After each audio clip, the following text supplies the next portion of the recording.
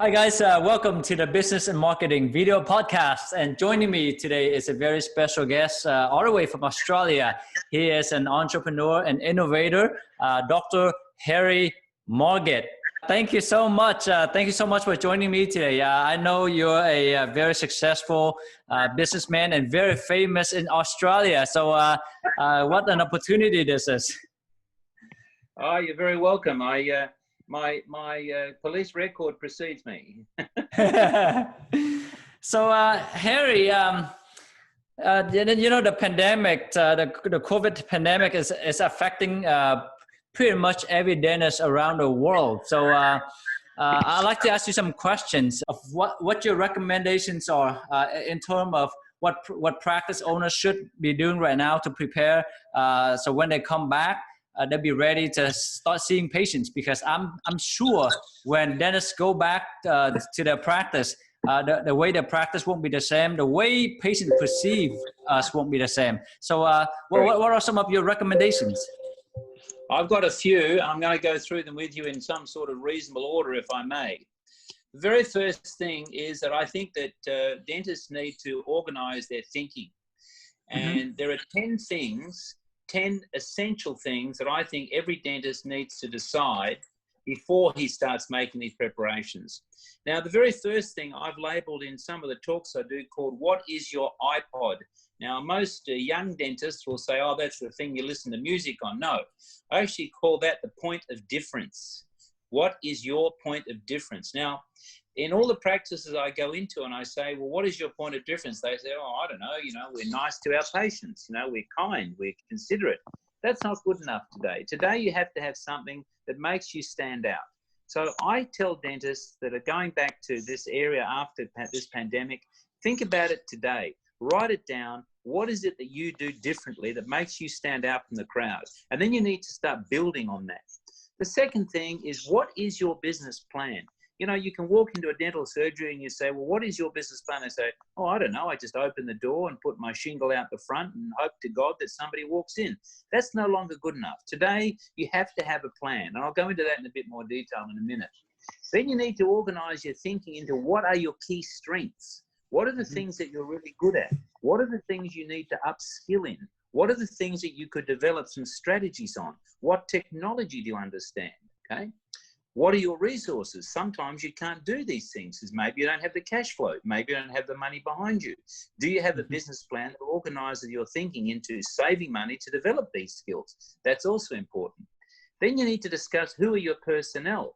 All of us know that without the proper staff, we're going nowhere. Have you put any time and money into training your staff? What are you going to do to train your staff today to be more efficient after the pandemic is over? These are very important decisions and things that you could do immediately. The most important thing, I think, in my list of 10 is, what is your vision? Where do you want to be tomorrow? Where do you want to be next week? Where do you want to be in a fortnight's time? In my life in dentistry, I've always seen opportunities. I've never seen restrictions. So, for example, when I first started my very first practice back in 1974, during the days when Tyrannosaurus Rex used to walk in front of my surgery window with his little hands like this, he died. You know why he died? Because he couldn't wash his hands. so I said to myself, what is my vision? Now, most dentists don't have a vision. I always said, when I started the first practice with one chair, I said, okay, this is going to be a 3-chair practice in 12 months' time. You set your goals and then you work towards them. Most dentists go and hire another dentist when they are busy. I don't. I go and hire a dentist and then make him busy. Do you understand? That was my vision, right? I don't wait around for success to come to me. I go and make my success. Now, for some people that are watching this, they might be in my age sort of group with this wonderful hop of grey hair, not like this good-looking young man I'm talking to. And you sometimes, when you get to this stage in life, you have to know what your exit strategy is. And there are key areas of expertise that you need to work on. And do you like being a dentist? Now, having said that, I want to talk about now, if I may, what I believe are the most commonly held characteristics of a huge practice. You know what one of them is? Properly trained staff. Properly trained staff. So I'm talking about now preparing for what's coming, right? And to Yes. prepare for what's coming, you have to have a strategy that allows you to think in that particular vein. So there you go. They're just a few little thoughts to start with. Where are we Yes. going after the pandemic? Yeah. Thank you. Sorry. Yes. Thank you so much, because I know, I'm not sure about in Australia, but in the US, there are dentists pretty much at every corner. And sometimes I see advertisements coming from dental offices, and almost all of them look the same. They have the same offers. They have pretty much the same information, except different address and phone numbers. We definitely need to differentiate yourself and let our potential patients know why they should pick us over all the dentists out there that they see, right? Absolutely. That's the thing. I mean, when I started in my practice in 1974, there were 2 dentists in my street, right? 2. One share practice, and across the road there was a dentist with 3 dentists in it. Today, and in the last 5 years, within a 10-kilometre radius of me, there are 22 dental practices, right? 22. And everyone you walk into looks the same. Everyone has a waiting room, a reception room, 2 staff wandering around in neatly pressed uniforms. That's never ever going to cut it. And how do we change the dynamic? That's the thing that I like to talk about most of all. You need to be innovative. You need to think outside the square. You need to think entrepreneurial stuff.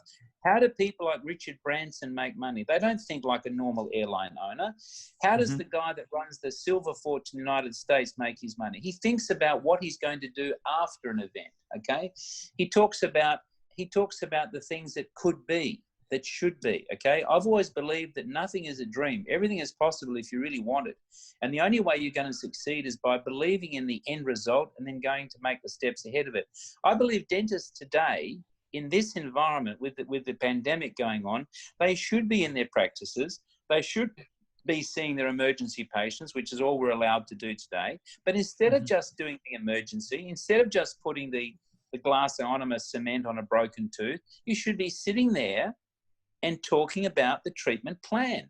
Now, what's happened at East Bentley Dental Group over the last few days is, yes, we've been seeing emergencies because that's all we're allowed to do under what's called stage 3 restrictions, which have just been lifted to stage 2 restrictions, which is whoopee-doo. Now we can do what we used to do before, but now with rubber dam, okay? So that's okay. I'm okay with that. That's fine. But now what it means is that the opportunity, I mean, we've seen in the last 2 days, for example, we've seen 2 dentists working. We've seen, I think, 36 patients, of which 18 of them, Nathan, 18 were not even our patients, right? So those people have come in, got their emergency treated. One of our dentists who knows how to talk to people, because I've been training her for probably 10 years, she sat and talked to them for a while and wrote up a $6,000 treatment plan. And that patient's now booked in to go ahead with that. So now is the time of opportunity. Now is the time when you should be presenting amazing treatment plans and also working with staff who are high energy and control and encouraging them. This is the time when you can really make hay while the sun shines. I also believe this is the time to use technology. So one of the things we've been doing is we took on a program called My Smile Sim. Now, let me talk to you about that. What is Smile Sim? We simply put out a note on Facebook and we say, hey, send us your photograph, send us a photograph of how your teeth look, and we take it, and we have an agency at our place. We take the photo, we enhance it, we whiten it, we lengthen the teeth, we make the smile look better, blah, blah, blah.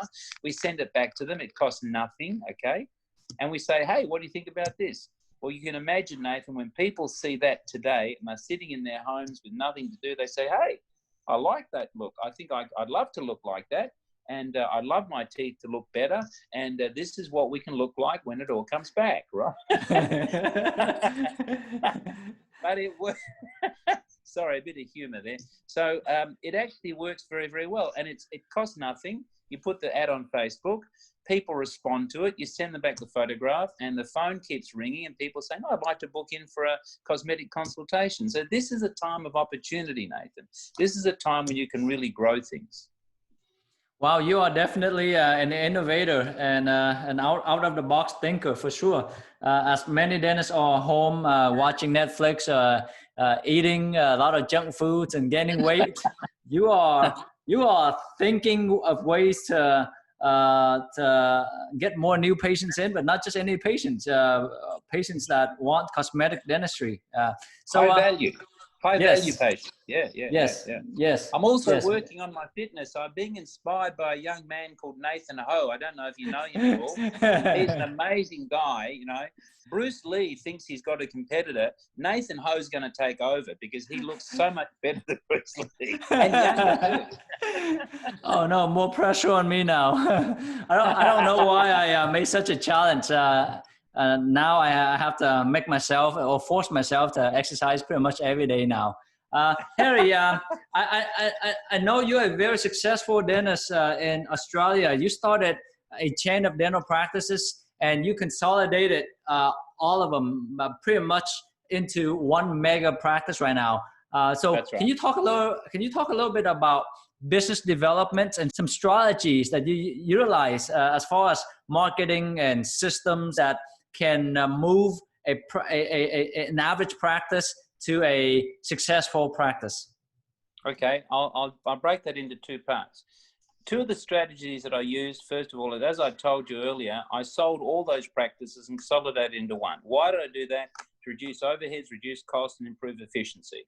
The second strategy that I've always used to develop the practice is why use my money when I can use somebody else's money?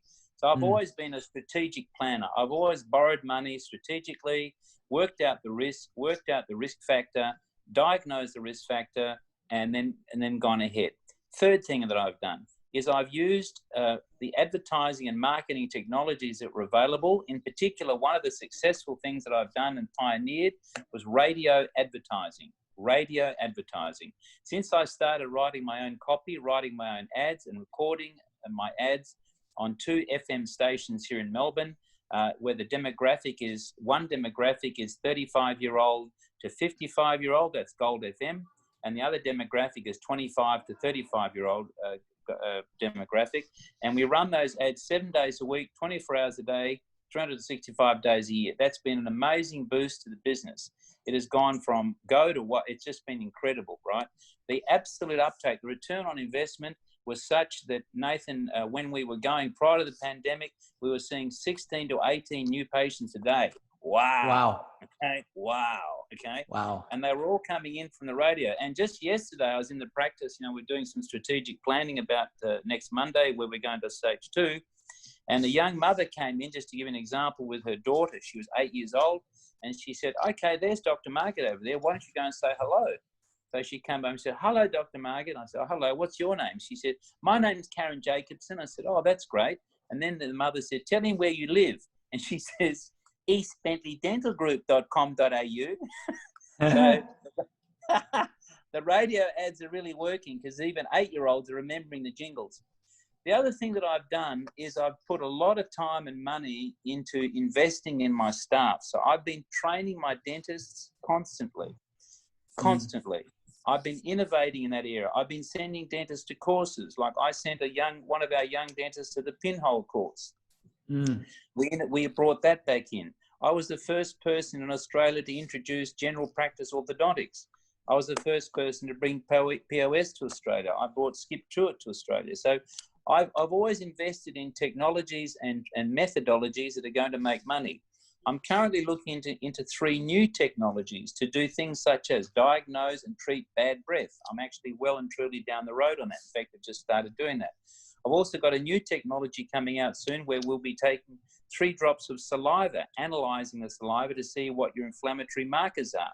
So see what risk you are of inflammatory heart disease, liver disease, kidney disease, periodontal disease, or even COVID-VD, right? Or COVID-VI, whatever it is, COVID-19. Sorry, I didn't mean that. Yes. Okay. Third technology, we're working on a new technology to solve dry mouth problems. A lot of people are currently on medications for anxiety and desperation, etc. So dry mouth and stress and chemotherapy, etc. So we've got that technology coming. And finally, we've got a brand new technology coming out of Israel, which is a device which monitors your TMJ and tells you which muscles are firing, which ones are wrong, and actually gives you a little wristwatch with a diagnostic pattern on it that tells you how to go and treat it. So in that very quick summary, I know we're out of time, I just wanted to show you that innovation and entrepreneurship are not dead. You just have to get up in the morning and think, what can I do that's different? Wow, you are what I would consider as a purple cow. That's the concept of my my friend introduced me. Very different, an extraordinary innovator, entrepreneur.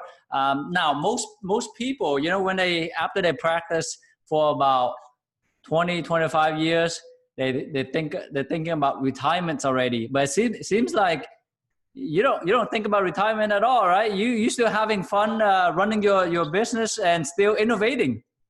Oh yeah, my mother said to me some years ago, she said, if you retire, you'll die. So I'm too scared to stop, Nathan. No, look, I am enjoying it. I'm enjoying running the business. It's very challenging right now, but that's what I like. I like those sort of challenges. I do enjoy that. I've got lots of other interests. I have a vineyard. I'm making my own wine. I've got honeybees. I'm making honey. I'm growing fruit. I'm a innovator in the wine development strategy sort of area. I've got a lovely interest in music. I play the guitar and the piano. I'm trying to get as fit as a young man I know called Dr. Nathan Ho. So I've got a few other interests as well. But I love talking to young men like yourself and sharing strategies and ideas with them. It really gives me a lot of pleasure. Yeah.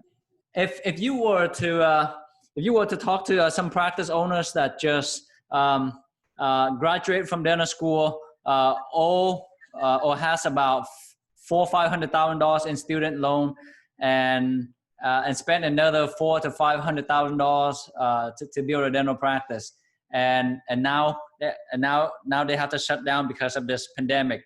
What would you tell those dentists? What are some strategies or some ways that they can do to turn the practice around, or to start making some money to repay back those loans? Okay, as I said, the very first thing they need to do is sit down with a big piece of paper and write down what is your iPod, right? Work out your point of difference. Once you've established what that is, then you need to find out which strategy you're going to use to start marketing that idea around. Facebook, interviews, shopping centers, whatever it is you need to do. You know, go to the local hardware store, tell people there that you're available to treat emergencies, go to the local football team, go to the local art gallery, library, give talks, go to the library, give a talk, you know, on dental health, on some aspect of dental health that's innovative. Talk to some of the health funds, go and ask the insurance companies, you know, are you looking to hire any more people? Go and talk to people who have got strategies to build infrastructure, like you might want to talk to people in nursing homes to see whether or not they have a requirement for any dental care. The one thing that I would tell everybody that's just come out of dental school is don't give up, okay? The first thing is don't give up. One of the things that I teach in some of the talks I do is what's called survivor mentality. Survivor mentality is something I learned from my parents. Both of my parents were what are called Holocaust survivors. These were people who were imprisoned by the Nazis during the Second World War, made to suffer terribly for no other reason they belonged to the wrong football team. You know, they were Jewish. So what my mum taught me when I was very young is it doesn't matter what's going on, you have to survive. You have to survive. And when you take on what's called survivor mentality, right, whether or not you've swum out into the ocean and you're too far out to swim back and you're starting to feel weak, what goes on in your mind? You don't just say, well, that's it, I'm gone, I'll drown. You start gaining the strength to swim back. So what I'm going to say to young dentists right now is this. Don't give up, right? What you need to do is open up your thinking. And I'll tell you how you do that, okay? Many, many years ago, a dental technician friend of mine said to me, you know what's wrong with your preps, Harry, your Crown and Bridge preps? There's no imagination there. You know, they look like something out of a textbook. I said, is that wrong? He said, yes, it's wrong, because not every tooth looks like a tooth in a textbook. So what he did to me is he gave me a book to read, which I recommend to your viewers, and it's called Drawing on the Right-Hand Side of the Brain. Now, many, many, many, many years ago, I'm talking 35 years plus, I participated in the writing of a book called A New Way of Thinking, which taught people with dyslexia how to overcome that.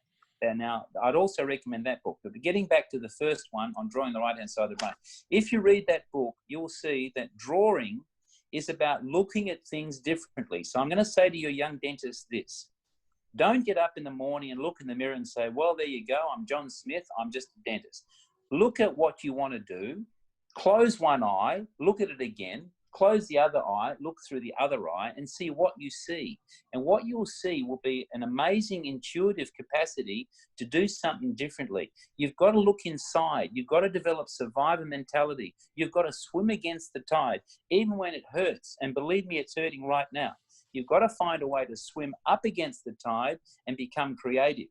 So I would say to those young dentists, don't turn your heels up. There is something you can do which is different, but you've got to research it, find it, espouse it, and then you've got to wave it across everybody's ears and faces for years to come. There is no other way. And if they can't find anything, tell them to call me. Wow. I just feel very inspired and much more motivated. Thank you. Thank you. I am ready to go do some weight training and ready to go back to my dental practice right now. Well, yeah, wow, too. Harry. Yeah, I'm going to go back in with a new personality. You are such a high performer, and so you have so many wisdom to share. Thank you. Wow. Now, your picture just disappeared there for some Hang reason. on. Yeah. Yes, somebody tried to ring me. Yeah. Now, have you read? Have you written a book to share your strategies and knowledge to some business owners out there?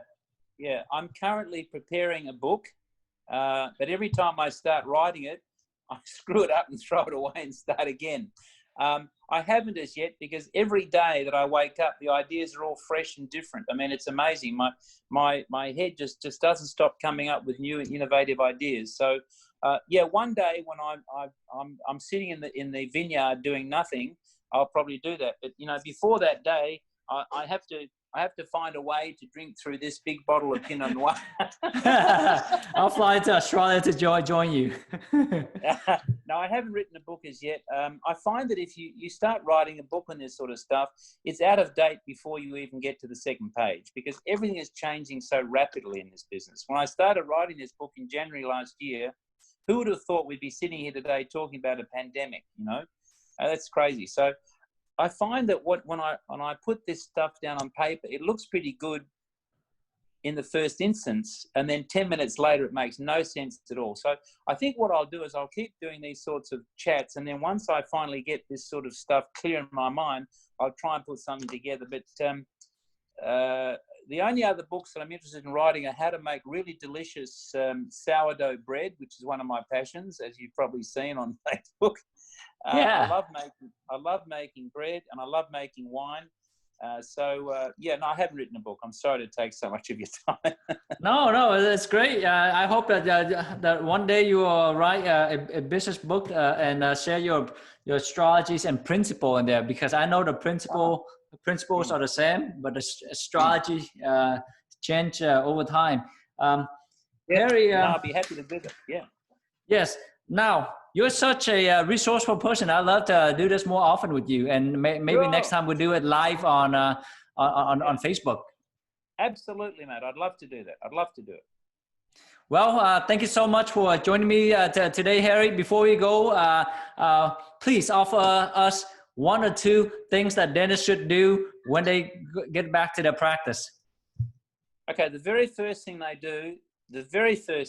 want them to do is to go into their cupboards, take everything out of the cupboard and throw it on the floor and see what you've used in the last 24 hours. If you haven't used it in the last 24 hours, throw it out, right? And two, I want them to sit down with their staff and start training them in proactive speaking about how to get people interested and passionate about dentistry. Get people passionate, get people thriving on this, get them drooling from their lips. This is what I want to talk about. I love this sort of stuff. And the only way to do that is to be passionate and heartfelt yourself. Wow, thank you so much. And I would like to thank the audience for joining us today. Until next time, take care. Bye-bye. Nathan, all the best. Thanks, mate. Cheers. Thank you.